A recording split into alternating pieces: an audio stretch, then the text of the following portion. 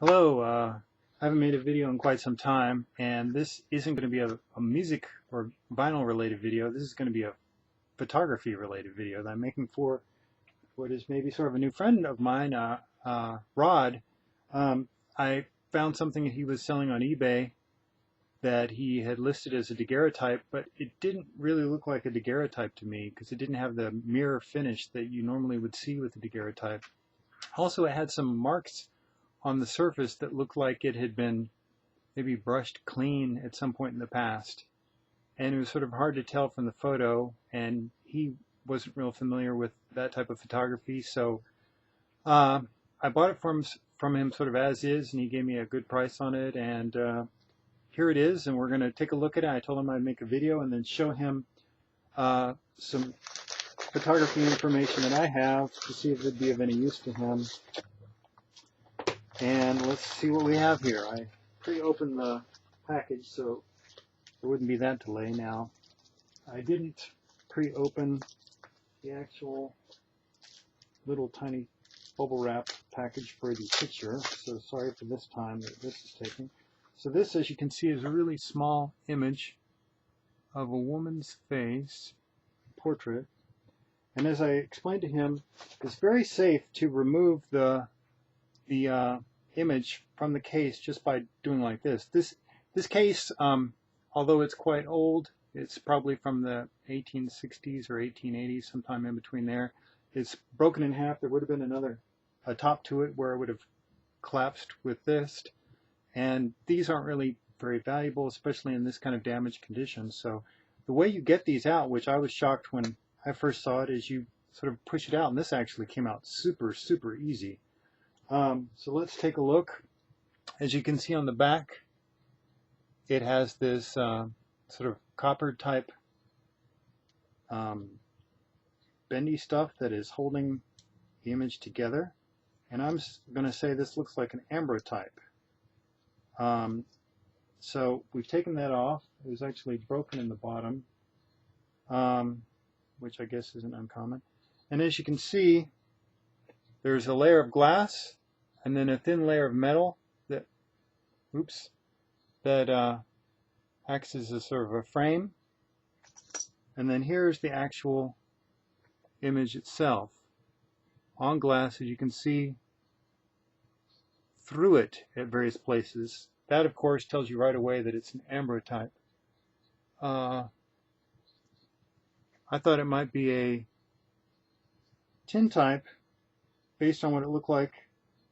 You couldn't see the sort of see-through quality. Now I'm going to see if I can get a better look at it to see what I saw as what look like sort of scrapes on the image. There are some sort of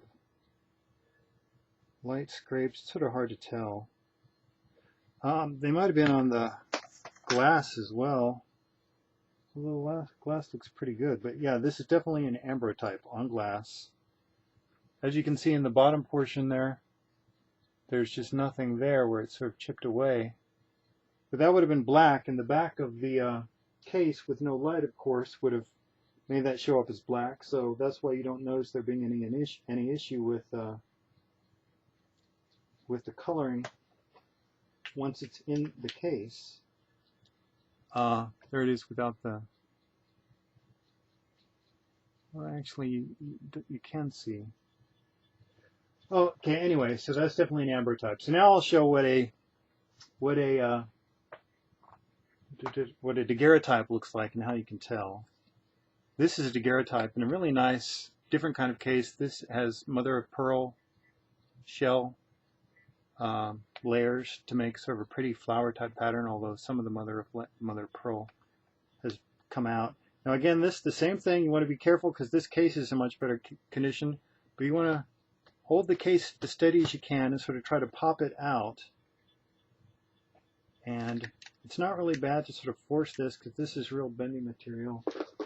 Okay, now on a daguerreotype, you should always see some kind of at least a residue of a paper seal that sealed the image together. It is important for a daguerreotype, and you can see how incredibly reflective this is. It's like a mirror. and they can be hard to photograph because they are so reflective in every aspect. But I'm going to see if the seal has been broken. You can tell if the seal has been broken on a daguerreotype because basically that paper layer will have been compromised. And this actually, it still has its original seal, although the seal is broken in some places, so I'm not going to remove it from there. But hopefully you can get sort of an idea. I mean, sure, the glass is reflecting there too, but hopefully you can get an idea of how reflective the daguerreotype is too. Maybe that wasn't, maybe I should have, you know, I'm going to run, bear with me a second, and get another daguerreotype that's completely open.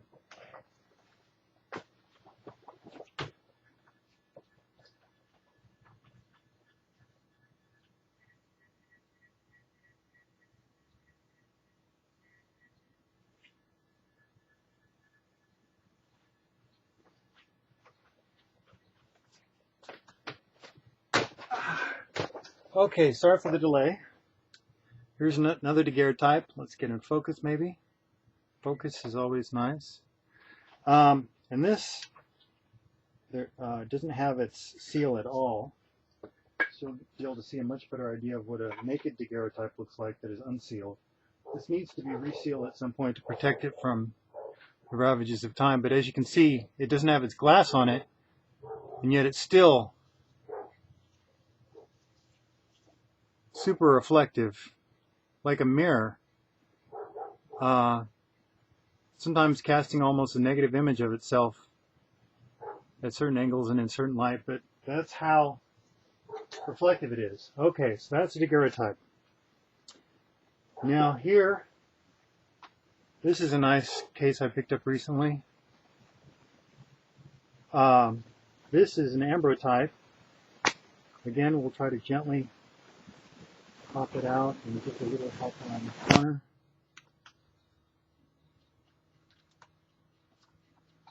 And as you can see, if I get in focus ever, this is see-through. You can hopefully see through it there, in addition to all the reflectivity it's getting here. And again, this has this sort of bending material around it to sort of seal the, there's always going to be a glass layer to protect the raw image. And then the, often there'll be almost always there will also be a metallic border area that is laid on top. And this has some tape holding it back a little bit. But this is the naked Ambrotype, and you can see how that is completely translucent.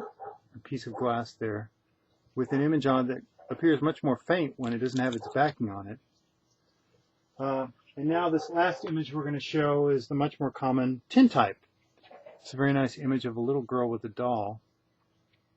And again, same thing with this kind of case, you just pop it out, being careful not to damage the joint on the case if you can help it.